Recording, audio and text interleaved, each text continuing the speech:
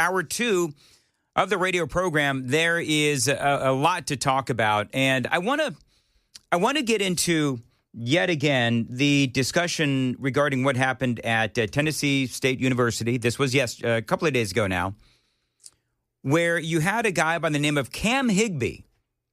I'm going to call for the defunding of Tennessee State University. Now, nobody cares that I'm calling for the defunding, but whatever.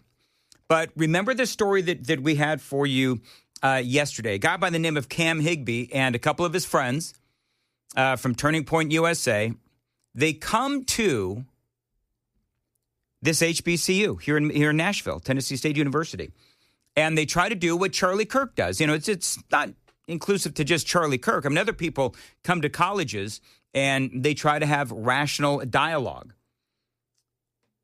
And so remember this story where they had their stuff stolen and they had all of these malcontents on the campus of TSU, and they just, a near riot breaks out.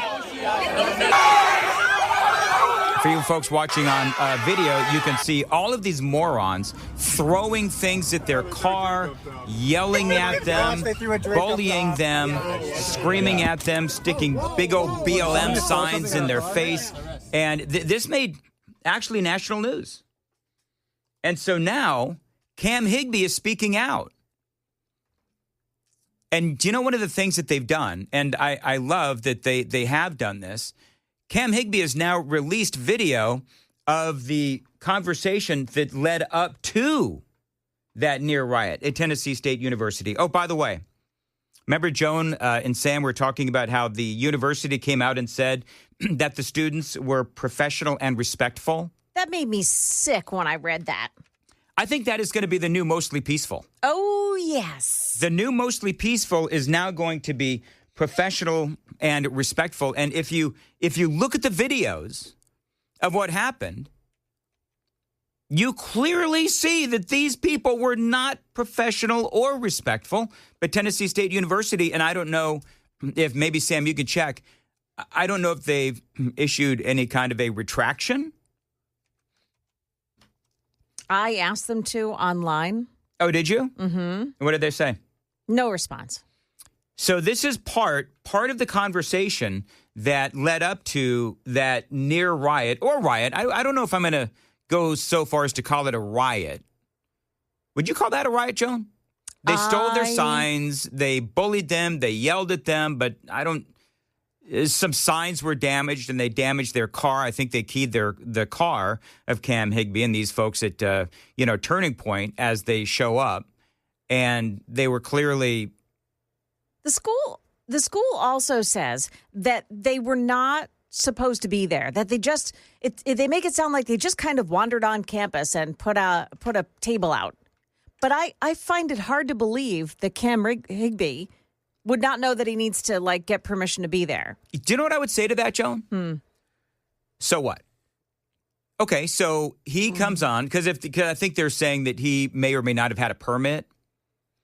But I don't know that part of the story because I don't care. I don't give a crap if dude had a permit or not. It doesn't justify what these people did. Yeah. It doesn't. However, Channel 5 has it 3 hours ago updated. It was an unannounced visit. So they didn't contact anyone, or maybe they did, but they never confirmed a time and date. They didn't technically, were not in the right to be on the campus. And as someone that attended that school, the neighborhood around it can be relatively violent from time to time. And so, I understand the safety concerns, but the statement about it from TSU is ridiculous. Yeah. It said, we are both infuriated and alarmed that groups like Fearless Debates targeted HBCUs in 2025 with rhetoric that echoed a long history of exclusion, racism, and systemic oppression. Come on. Also, the End Wokeness, the X account the Twitter. They posted this. They said HBCU with 23% graduation rate chases out two white conservatives. Yep. 23% graduation rate. Way to go. And we give that school last year, 2025, we gave them so far, I think I saw $125 million. Oh, they're owed $2 billion. So, and I want to play this audio that led up to the riot. It's equal.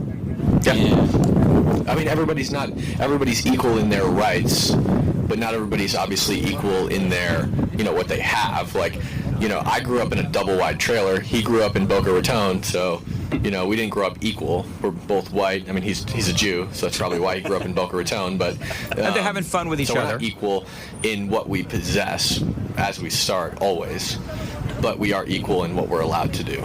So he's trying to explain to this guy, because he is trying to go down the road of systemic racism.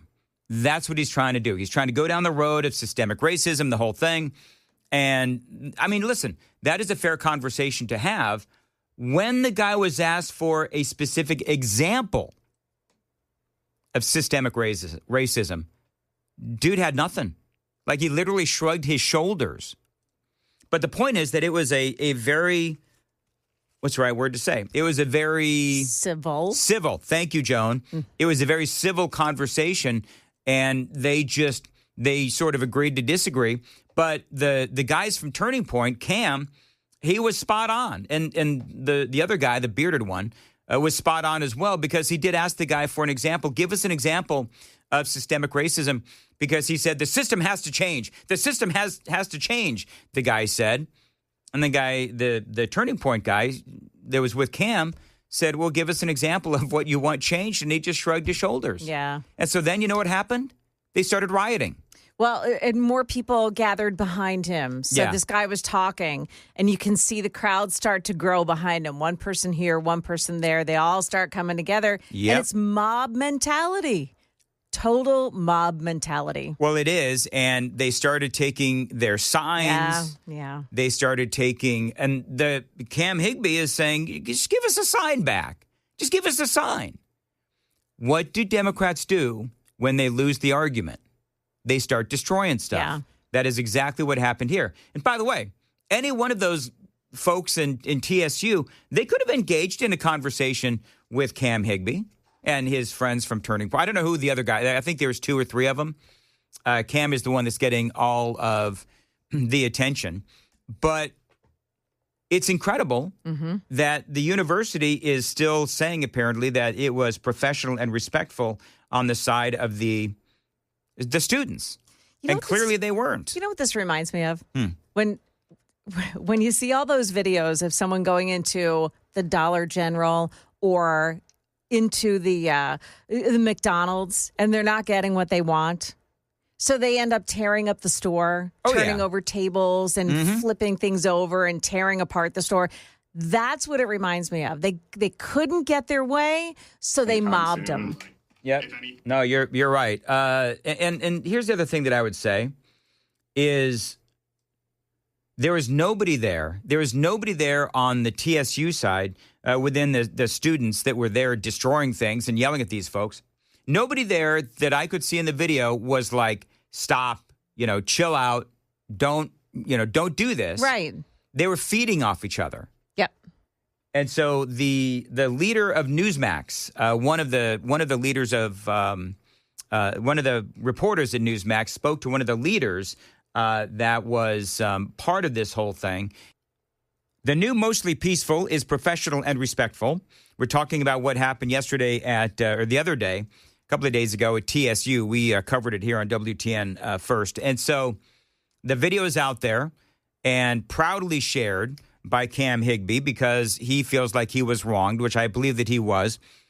Car damaged, yelling, intimidation, all of these things that the students at TSU subjected these, conservatives, and they just wanted to have a conversation just like Charlie Kirk did. And so they're going around these various campuses, and this is what they are being met with. This is one of the guys, I think he's from Turning Point USA, and he says this only strengthens our resolve. We have absolutely no plans to stop anytime soon.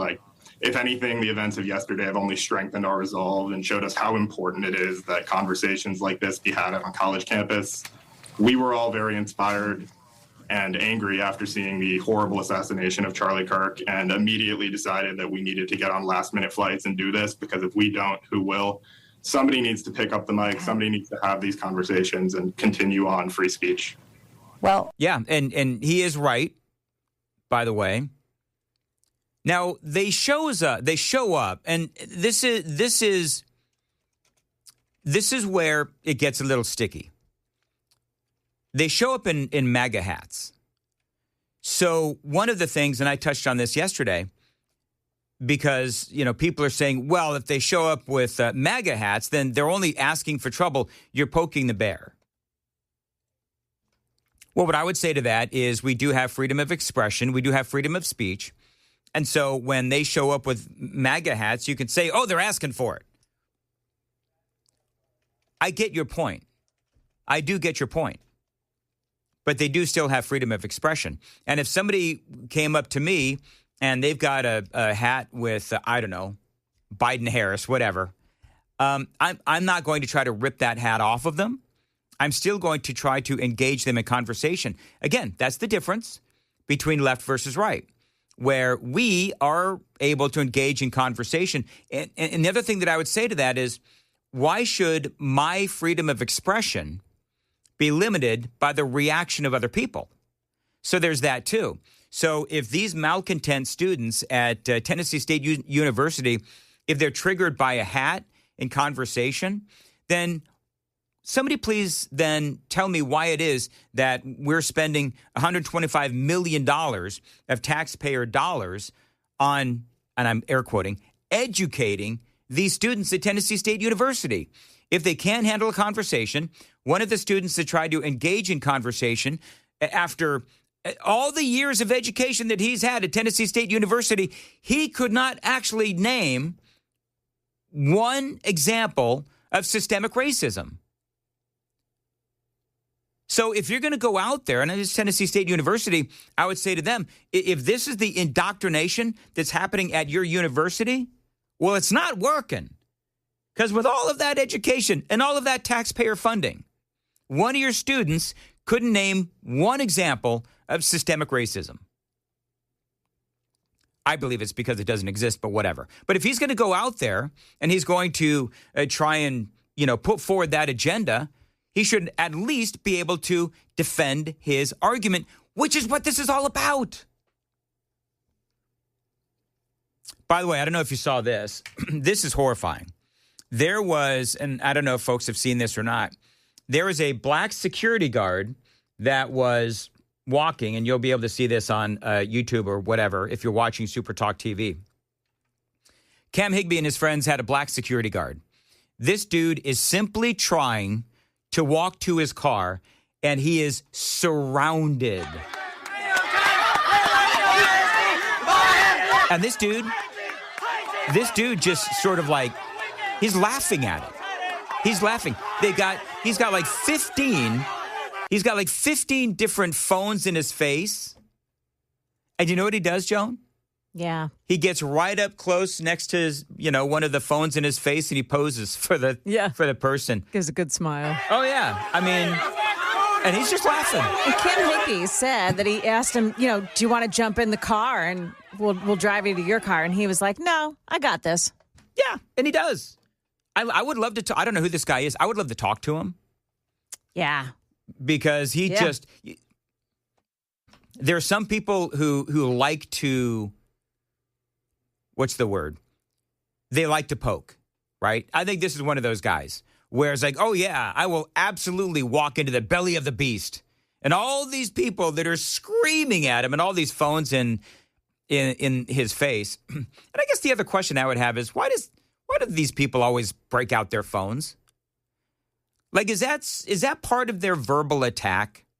Is just, I'm going to put my phone in your face? It has no, if somebody stuck a phone in my face, they're obviously trying to get me to react.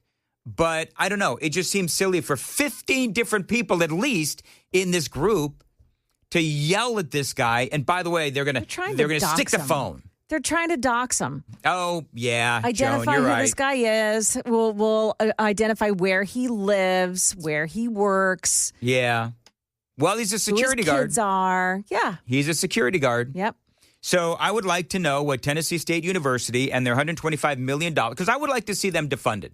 Oh, yes. I would like to see them defunded. They should be defunded just for not passing kids out of their school who can actually do something in the workforce. It's bad. Is it bad? So did you look up their graduation rates? Joan had it with 23%. 23% graduation rate. I went there for a year, and it put me about a semester and a half behind on when I should have graduated. And I've participated in the Tennessee Pathways program that starts if you go back to community college, and it'll take you to any public school in the state if you want to, and everything should transfer over. Well, my advisor quit 4 weeks into the semester because she wasn't getting paid enough. So I didn't have an advisor for the rest of the year and no one to guide me on what I needed to do. So I kind of had to you have to be your own advocate in that instance. And I had a coworker. Yeah. When I worked at Amazon. She was on her 5th year trying to graduate with a nursing degree. 5th year. And it's not, and she's a very smart person, hard worker. It was nothing on her end. It was the school. Well, they'll scream that they're underfunded. And there's the controversy about how they'll say that they're owed, like, I don't know. How much did you say? A couple of $1 billion? $2 billion is what they're saying that they're owed. Well, they are owed that. So that has been found out to be true that they're owed that, but that's because... Actually, the state government, I did an interview on that. Mm-hmm. Our own government, state government, has admitted that they owe Tennessee State University that much money. Okay, fine. But are you utilizing that money that you're currently getting appropriately? Because with $125 million in taxpayer funds, and this is what's happening on your campus? The ICE shooting in Dallas yesterday, it's began to unfold as we were on the air yesterday. And so what we know so far, and Joan, fact-check me on this if you'd like. Okay. Lone gunman, white guy. Yep. Anti-ICE messages scrawled on the bullets. So it's on the casing. It's on the casing. What happened was Kash Patel issued a photo on his X account of 4 casings that were.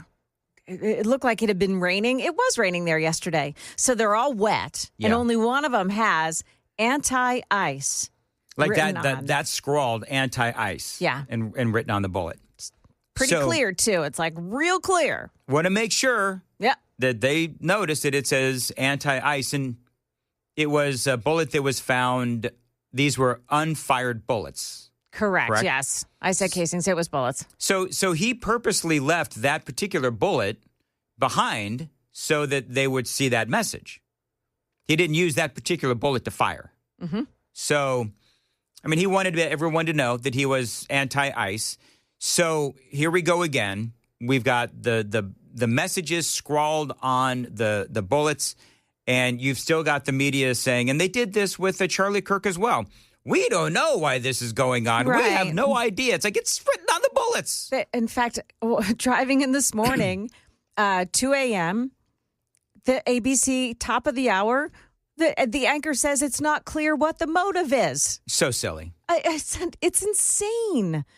It's insane. It's an alternate reality. Well, here's what's also insane about it, is that the FBI director literally tweeted it or posted it on his Facebook, what they found on the bullet. So it's obvious, or whatever it was. So they obviously know what this guy's sentiment was, and when you put that kind of a message at the scene of the crime, then obviously you know. And these people, they can hate Kash Patel all that they want, but he is the director of the FBI. And so the director of the FBI tweeted this out, obviously indicating or saying that the motivation was anti-ICE sentiment. Now, the guy was a terrible shot, and he killed a couple of detainees. And I don't know, did any ICE agents actually get hit? Not that I know of. All right. Guy was not a good shot if he was trying to go after the ICE agents. Yeah, so this was on MSNBC. We all know, in my opinion, we all know what's going on here. This was actually a moment of clarity, believe it or not, on MSNBC as this whole thing continued to unfold. The vision and the rhetoric is what really stood out. Yeah, we're definitely hearing increased calls for bringing the temperature down. Chris, we heard mention of targeted violence, that this is being investigated as an act of targeted violence. What does that tell you? That's a play on words. It's domestic terrorism is what the FBI would be looking at this as. Why call it targeted violence then and not say domestic terrorism? I can't tell you the reason why, but political violence and terrorism, you throw them into the same category. And it doesn't happen in a vacuum. It's a response to a perceived injustice by the government or a part of the government, and which is what we see playing out in front of us. You know, I would say that when you're talking about domestic terrorism and why call it domestic terrorism and so forth, you know, this is a targeted attack. And so they're saying it's a targeted attack as opposed to domestic terrorism. It can be both. Two things can be true. It can be domestic terrorism. It can also be a targeted attack. And if the guy had it written on the cartridge, anti-ICE, which he gets an F for creativity, but whatever, he's clearly targeting ICE. So they want to say this is a targeted attack because the left and the media have been targeting ICE with all kinds of nasty vitriol. We all know that. Earlier and yesterday, we played the audio and the video of Gavin Newsom, who is out there, of course, with his nasty A rhetoric against the Trump administration and ICE. Got all these people calling them the Gestapo, calling them Nazis, and demanding that they be unmasked. All of these things. And so for me, when I hear this conversation on MSNBC and they're grappling with why call it domestic terrorism or why call it, you know, a targeted attack and sort of arguing between what to call it, just call it for what it is. Domestic terrorism and a targeted attack. Domestic violent extremism or targeted violence is in response to something. What's happening in our society, but it's happening right now in response to ICE because of the perceived injustices. Now, this is a guy named Christopher O'Leary. He is a former FBI senior official, and he's kind of walking the fence. He's kind of walking the line on this one as he is, you know, trying to explain to the brain trust over there at MSNBC why it is that they are calling this a targeted attack. I think personally, it is domestic terrorism. It's also a targeted attack, and they're targeting ICE. And the reason why they're targeting ICE is because of all of the nasty vitriol of the left. I mean, it really is that simple. I played that at the wrong spot. You gave me a scare. I'm like, wait a minute. You know what? I hit the wrong button. I love to blame Sam for that, but it was my bad. You still 7 could, minutes you know, too early. you could just like blame him. Nobody would know. It was You 7. know what, Joan? You know what? What? Fart in your general direction. All right. So this guy, Christopher O'Leary, former FBI senior official, talks about why this is, yes, both a targeted attack and also domestic terrorism. Here's more. You know, this shooter had a perceived injustice, and that may very well be the over-aggressive tactics used by ICE, the xenophobia that we've seen in recent years throughout the United States, the deployment of, you know, federal troops to cities around the country. Again, these things happen in response to a perceived injustice, whether justified or not. Well, and violence. Well, and he says perceived injustice. I would have to ask the question: Is ICE not allowed to execute, you know, federal law and deport people? I mean, you can call it an injustice. I would say this: you can call it an injustice all you want, but federal law does exist that if you come into this country illegally, you can be deported. And so, with all of the nastiness of the left on ICE, this is the very, unfortunately, predictable outcome. All right. So I want to remind you of what, since we're talking about MSNBC and the media ignoring what clearly was the motivation for this guy going after ICE yesterday, and he ended up killing a couple of detainees. The media, head in the sand, refusing to acknowledge, refusing to report the actual facts that this guy was responding to messages like this from none other than the California governor, Gavin Newsom.